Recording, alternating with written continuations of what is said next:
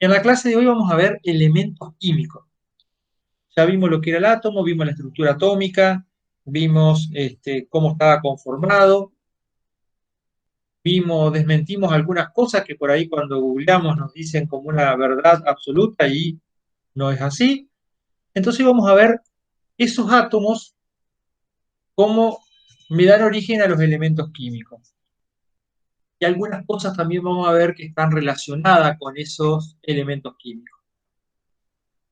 Yo creo que vamos a ir un poco rápido porque hay muchas cosas que ya hemos venido hablando, que ya ustedes las conocen, como por ejemplo, ¿qué es un elemento químico? Y un elemento químico es un tipo de materia que está constituido por átomos de la misma clase, ¿sí? Entonces, el oxígeno es un tipo de materia que está constituido solamente por átomos de oxígeno. Y así cualquiera de los elementos químicos que forman la tabla periódica, ¿sí? Ahora, pueden existir dos átomos de un mismo elemento que tengan algunas cosas un poquito distintas. Por ejemplo, la masa atómica, que algo yo les estuve contando. Ustedes vieron que, por ejemplo, el oxígeno, si vemos la masa atómica relativa del oxígeno, nosotros siempre trabajamos con una masa atómica para el oxígeno de 16. ¿Qué significa eso? Si su número atómico es 8, tiene 8 protones, 8 electrones y 8 neutrones. Pero si miramos la tabla periódica vemos que en realidad la masa atómica es 15,996 o 998. ¿Por qué no es 16? Porque hay algunos átomos de oxígeno, o sea que tienen 8 protones y 8 electrones, eso hace que sea un átomo de oxígeno, pero que tienen 7 o inclusive tienen 6 neutrones, o sea que lo que lo hace un poco más livianos, tienen menos masa. Entonces, esos eh, átomos que son del mismo elemento, pero que son de distinta masa, se llaman isótopos.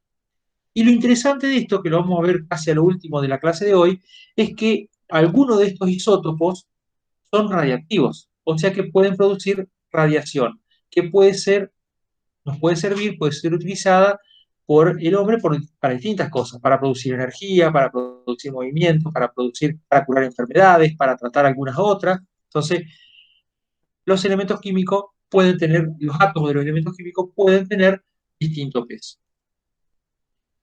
Ahora, bien, yo le dije que están ordenados en una tabla periódica. ¿Qué es la tabla periódica? Es eso, un ordenamiento, una disposición de los elementos químicos de forma tal que quedan ubicados de acuerdo al número creciente de su número atómico, valga la redundancia. Pero además están ordenados de tal forma que hay algunas características de un elemento o de otro, ¿sí?, que se repiten a lo largo de la tabla. Por ejemplo, esto da que algunos grupos, veíamos algunas columnas de esta tabla periódica, tengan nombres específicos. Gases nobles, el grupo 18, el grupo 1, metales alcalinos, el grupo 2, alcalino-térreos, ¿sí? ¿Por qué? Porque tienen características parecidas y que se repiten cada vez que nosotros pasamos de un periodo a otro. Esta es la tabla periódica, ¿sí? Y justamente para mantener esa periodicidad, esas características que se repiten, es que tiene esta forma rara, porque si no sería una tabla cuadrada toda rellenadita, pero acá tenemos el 1, acá tenemos el 2. 3, 4, y después hay un salto, hay un hueco en el medio para que empiece a aparecer el 5, 6, 7. ¿Por qué? Porque entonces el boro no podría estar acá, porque el boro tiene características parecidas con el aluminio, con el indio, con estos elementos, y no con el escandio, itrio, que son los del grupo 3. Por eso está ubicado acá. Esas son las características periódicas que se van a repetir en una tabla periódica.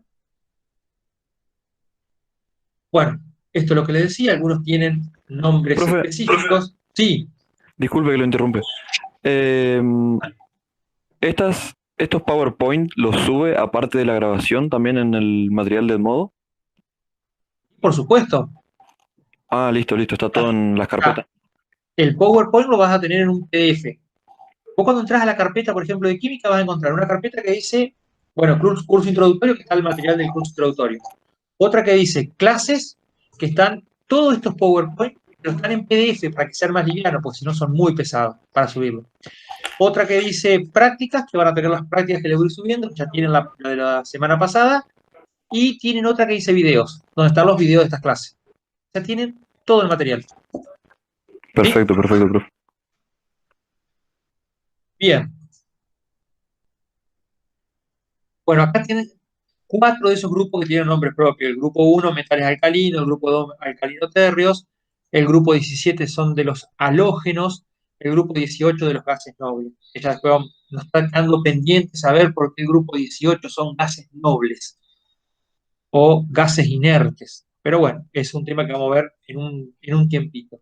Pero le decía, ese ordenamiento de la tabla nos permite hacer predicciones. Yo digo, bueno, tengo el sodio que tiene estas características y el potasio que está arriba o el elemento que está, y son parecidos. No son lo mismo, pero son parecidos. ¿Por qué? Porque están abajo de o arriba del sodio. Y el que está al lado también va a ser parecido porque está al lado. Entonces, yo puedo, de acuerdo a dónde se encuentren esos elementos, relacionarlos con los que están a su alrededor. Eso me permite la tabla periódica. Esto es un poco de historia.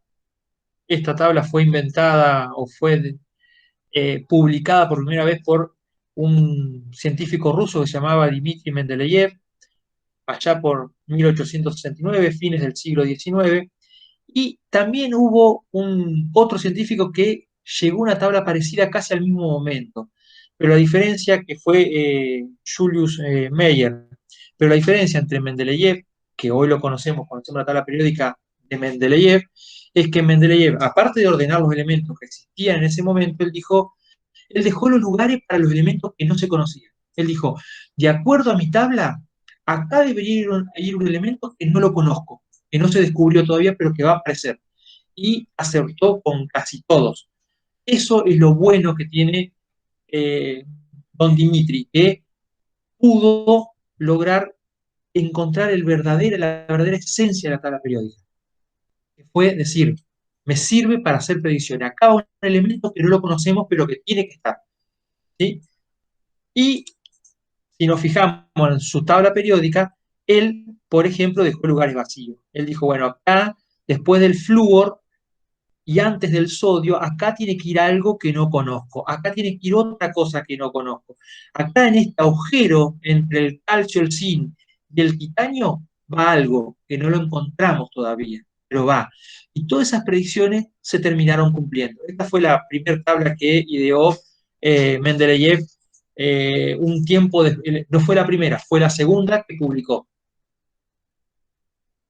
Y cuando nosotros vemos la tabla periódica, vemos una cantidad de cuadraditos donde hay un montón de información. La información más importante para nosotros, ya vimos, es el símbolo del elemento, el nombre del elemento. El símbolo son 2 letras o una, inclusive en algunos elementos pueden llegar a ser 3, pero generalmente son 1 o 2, que no tienen a veces nada que ver con el nombre con el cual conocemos el elemento. Fíjense, el sodio, Na, nada que ver. Después aparece un número, el número ese es único para cada elemento, que es el número atómico Z, que ya lo estuvimos trabajando, y el número másico A, que es el que aparece con coma y me dice cuánto es la masa relativa, incluyendo a los isótopos, de ese elemento químico. Estos son los 4 datos más importantes. Ustedes van a ver que hay un montón de cosas, como la electronegatividad, como la estructura electrónica, como un montón de cosas que sirven, pero por ahora nosotros no las vamos a utilizar. Bueno, los elementos se clasifican, acá un poco lo que les venía diciendo, se clasifican por su tamaño, por su cantidad de protones, el número atómico, ya sabemos que se trata de los protones que tiene un átomo, los electrones están en la misma cantidad porque un átomo es eléctricamente neutro, ¿sí? No tiene carga, por lo tanto tiene que tener la misma cantidad de protones y neutrones, y también hay algunas otras cosas que van cambiando. Por ejemplo, el radio atómico, que es la distancia desde el centro hasta el último orbital de electrones y va aumentando de izquierda a derecha y de abajo hacia arriba. Todo eso está ordenado en la tabla periódica. Bueno, radio atómico es esa que decía la distancia desde el centro del núcleo al nivel de energía externo del átomo. El potencial de ionización es la energía necesaria para que un átomo pierda un electrón, ¿sí? También eso está en la tabla periódica. Y otra cuestión interesante es el carácter metálico o no metálico de los elementos. Los elementos pueden ser metales, no metales o gases nobles, como ya vimos. Algunos autores incluyen una segunda, una tercera, cuarta categoría, sería metaloides, que es un intermedio entre metales y no metales. Pero en general nosotros vamos a trabajar con metales, donde están incluidos los metaloides, los no metales y los gases nobles. En esta tabla pueden ver que esta línea roja, que va acá en escalón, en escalerita, me divide hacia la izquierda los metales, los de aquí abajo también son metales, y aquí los no metales. La línea negra recta que aparece acá me separa a la derecha los gases nobles. Los gases nobles son estos poquitos que están acá en una columnita. Estos acá que también son muy poquitos, son los no metales y toda la gran mayoría son metales. ¿Qué características tienen? Los metales son elementos químicos que tienen pocos electrones en sus últimas órbitas, tienen pocos electrones en sus últimos niveles, eh, son materiales maleables, dúctiles, brillan porque los electrones están en continuo movimiento. Los no metales tienen muchos electrones, 5, 6, 7 electrones en sus últimos niveles, y eso es una gran diferencia que tenemos que tener en cuenta, porque al momento de producirse las uniones químicas, las reacciones químicas que me van a dar origen a las uniones y por ende a otras sustancias, los metales tienden a ceder los electrones de su último nivel y los no metales tienden a tomar esos electrones del último nivel. Eh, los no metales son malos conductores en general del calor y si bien por un lado los metales son en general sólidos, los no metales pueden ser sólidos, líquidos, gaseosos. Y los gases nobles son elementos químicos inertes, es decir, no reaccionan, no sufren ningún tipo de reacción química. Ya vamos a ver después más adelante por qué. Bien, no hay mucho más que decir de un elemento químico porque mucho ya vimos cuando vimos los átomos y mucho vamos a ver cuando veamos uniones químicas. Pero sí una cuestión interesante y que surge de los elementos químicos es la radioactividad. Yo decía que hay algunos isótopos de algunos elementos químicos que son radioactivos. ¿Y qué es la radioactividad? La radioactividad es un fenómeno que ocurre en los núcleos de los átomos y que esos, esos átomos que tienen esa estructura específica en su núcleo, que generalmente se debe a la cantidad de neutrones que tiene, no de los protones, sino de los neutrones, hace que ese átomo sea inestable, que la relación entre protones y neutrones del núcleo no sea lo mejor. Entonces el átomo está inestable y empieza a producir ciertos fenómenos que lo que van a hacer es generar energía. Y ya vamos a ver de qué forma. A veces electromagnética, a veces liberan ciertas partículas, pero hay una liberación de energía. Eh, y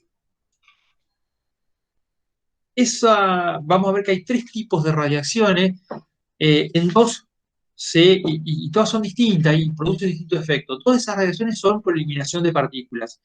Y hay una tercera que es una radiación electromagnética, o sea, no hay no hay emisión de partículas, sino que hay emisión de ondas electromagnéticas.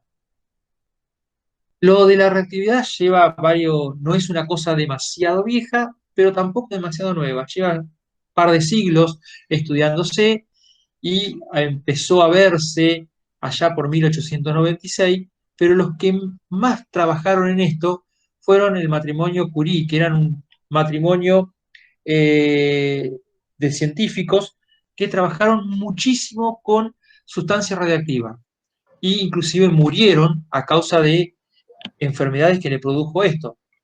Eh, Tal es así que el laboratorio que ellos trabajaron, que si no me equivoco está en París, en Francia, está sellado. Es uno de los lugares más peligrosos del mundo por la cantidad de radiación que aún hoy tiene después de más de 100 años que pasaron desde que este matrimonio trabajó ahí. Pero ellos hicieron grandes aportes y descubrieron realmente de qué se trataba la radioactividad. Creo que salió una serie en Netflix de Marie Curie. Sí, hay una serie en Netflix, si pueden, véanla, porque está, yo no la he visto entera, vi algunas cosas y vi algunos capítulos y vi algunos resúmenes, y realmente está bastante adaptada a la realidad, ¿sí?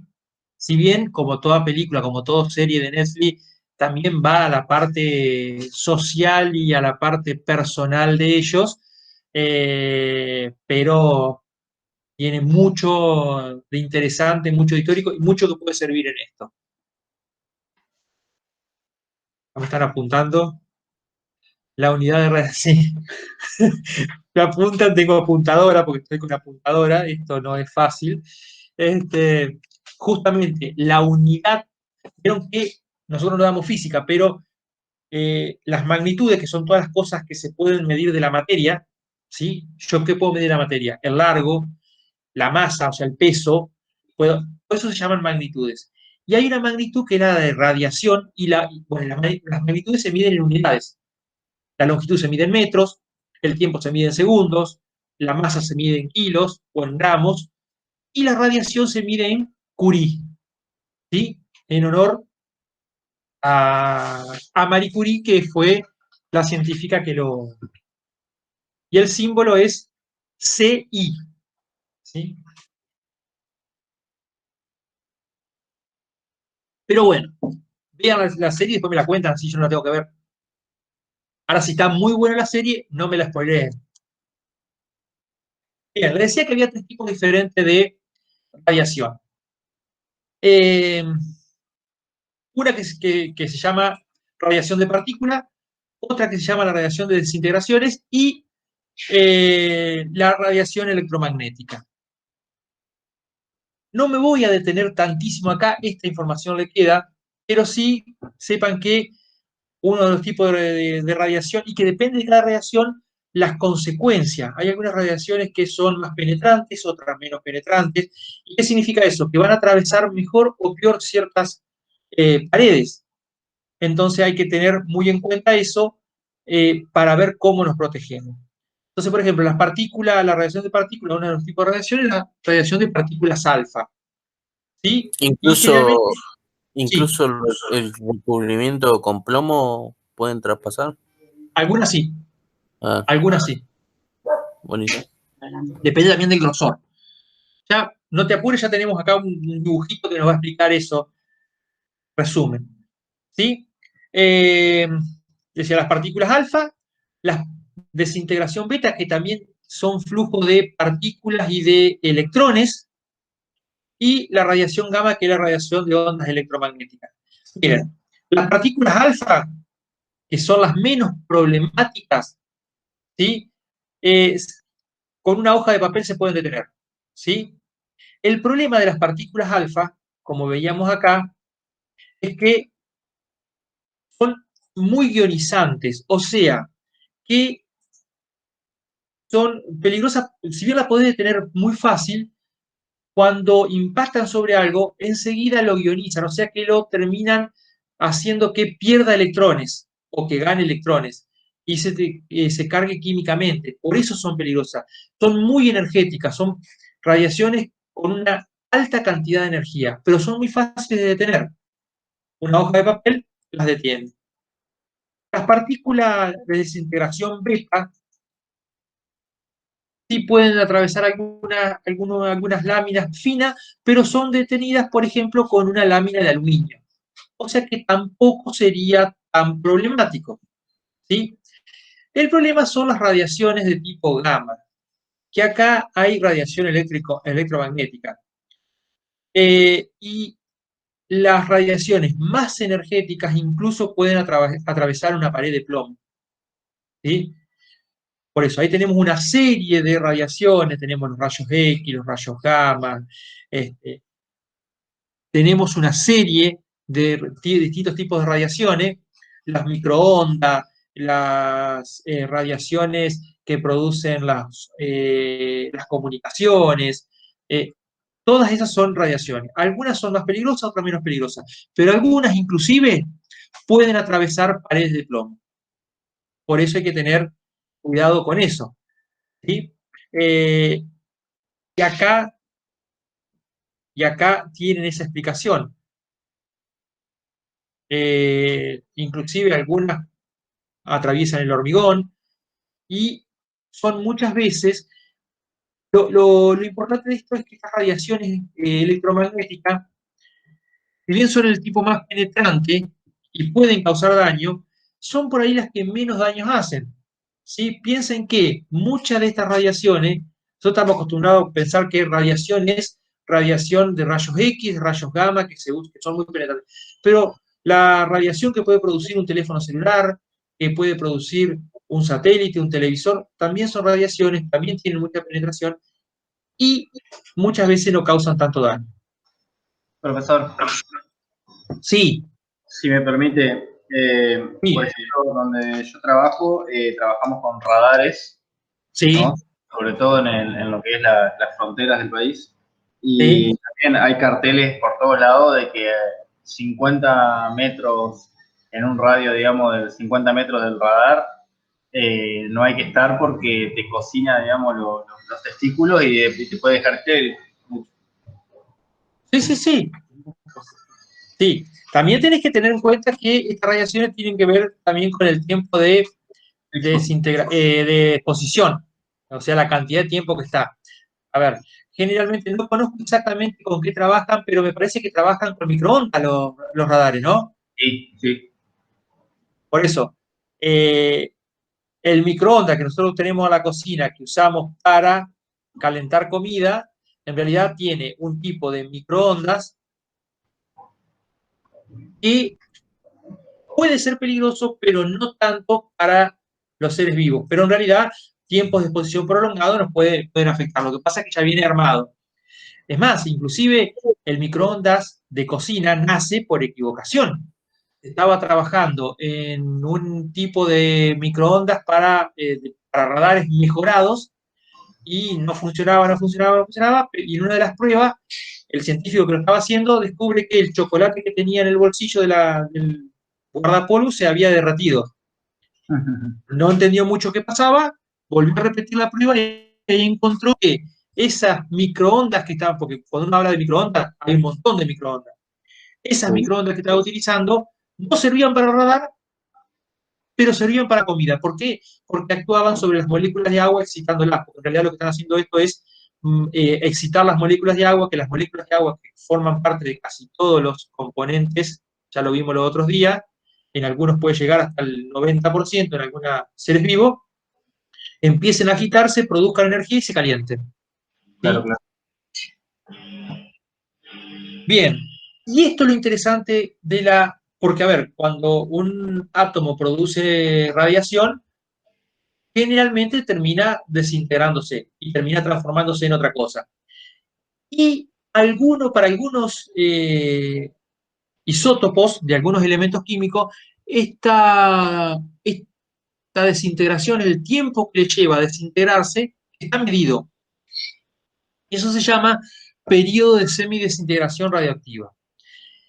Y acá tienen el de varios, ¿no? Pero fíjense que lo han escuchado seguramente muchas veces, que es el carbono 14. Sí. Si ustedes van a la tabla periódica, el carbono tiene una masa relativa de 12, pero es 12, algo. ¿Por qué? Porque hay algunos átomos de carbono que tienen, en vez de 6 neutrones, tienen 8 y son radioactivos. No van a producir grandes daños, pero sí se van a desintegrar. Y como el carbono forma parte de todos los seres vivos, es el componente fundamental, ya lo vimos en el curso de ingreso, nosotros tenemos una cantidad medida de carbono. Sabemos cuánto carbono tiene un hombre, cuánto carbono tiene un árbol, cuánto carbono tiene un perro. Entonces, cuando morimos, al momento de morir, el carbono 14, que lo tenemos nosotros en nuestra composición, empieza a desintegrarse. Y se sabe qué cantidad de carbono hay y qué cantidad de ese carbono es carbono 14. Y sabemos que para que el carbono 14 que tenemos se reduzca a la mitad, o sea que la mitad se desintegre por radiación, tienen que pasar 5.730 años. Entonces yo encuentran una momia de Egipto y dicen, a ver, acá se perdió el 27,3% del carbono. Hacéis la cuenta, no se perdió el 50, si hubiera sido el 50, esa momia tendría 5.330 años. Se perdió el 27,3. Hacen la regla de 3 simple y sabes cuántos años tiene esa momia. Así funciona. Eso que Claro, parece magia es así de simple. claro. Encuentran un pedazo de hueso de dinosaurio y dicen, ¿cuánto carbono 14 le queda? El 1%. Uy, entonces pasaron miles de millones. ¿Se entiende? Así funciona. Para eso sirve el carbono 14. Bueno, dos términos y ya vamos terminando con esto. Fisión y fusión nuclear, que son los dos tipos de alteraciones que puede sufrir un átomo para producir radiación. La fisión es cuando un átomo de un elemento muy grande, como por ejemplo el uranio, que creo que es el elemento 92, o sea que tiene 92 protones, 92 electrones y como 140 neutrones, porque el uranio creo que es 238 y el radioactivo es el de 235 de masa atómica, o sea que saca la cuenta, 235 menos 92 le da como 140 y pico.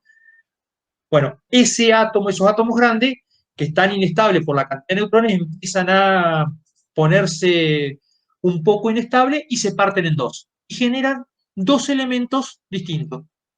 Generalmente en la fisión,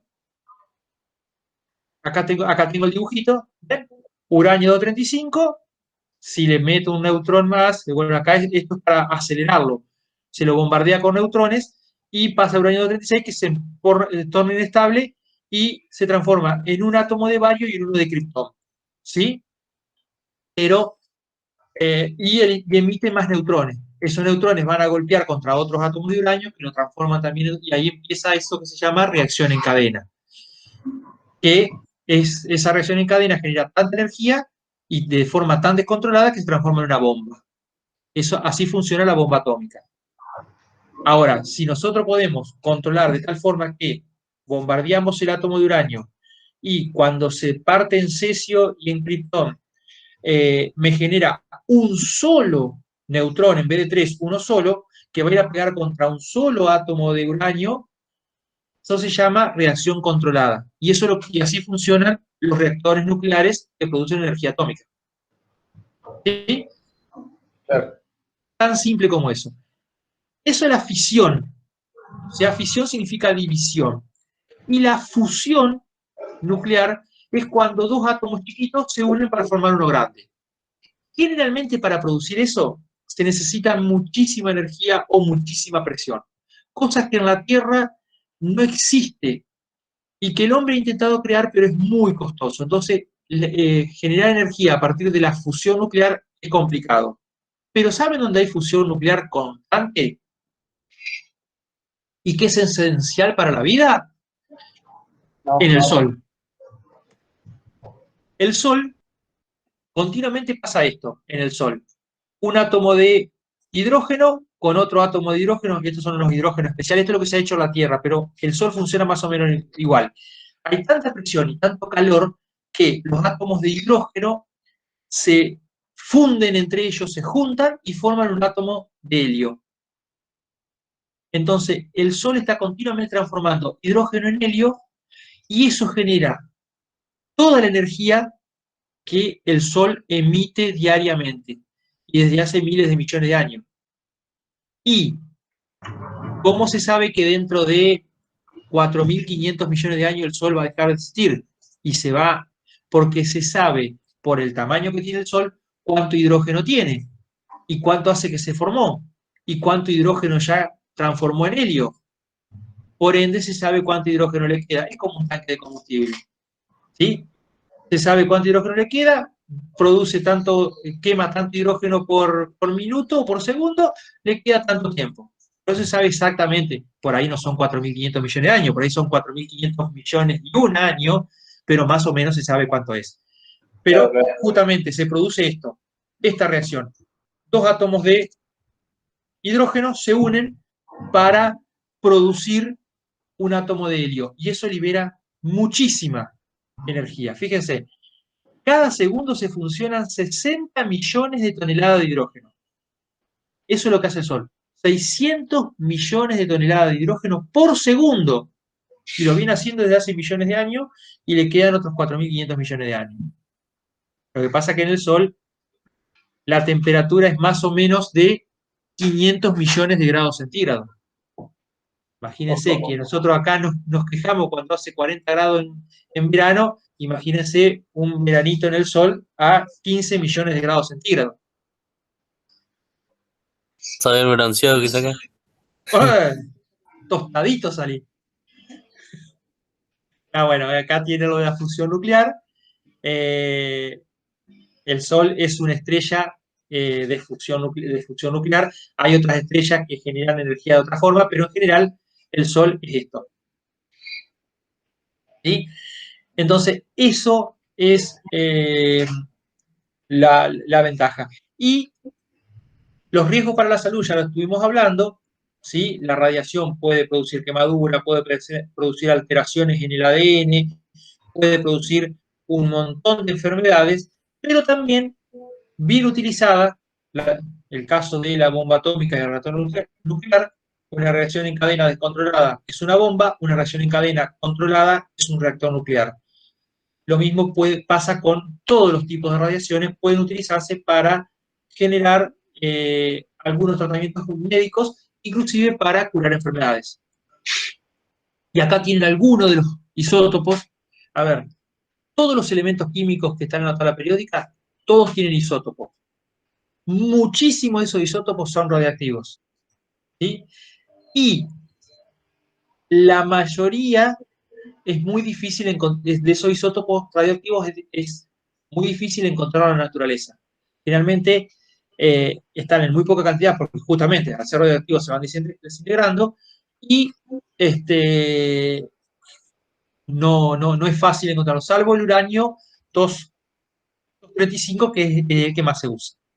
Pero, por ejemplo, arsénico, se usa para uno de los isótopos del arsénico, el arsénico 74, para localizar tumores, el radio para tratamientos contra el cáncer, el sodio el sodio 24 detecta obstrucción del sistema circulatorio, el boro, el tantalio, el tecnesio 99, o sea, hay muchísimos radioisótopos que se pueden utilizar en medicina. Y acá hay algunos más, inclusive algunos isótopos radioactivos del oxígeno. El oxígeno también tiene isótopos radioactivos. Y con esto terminamos la clase de elementos químicos.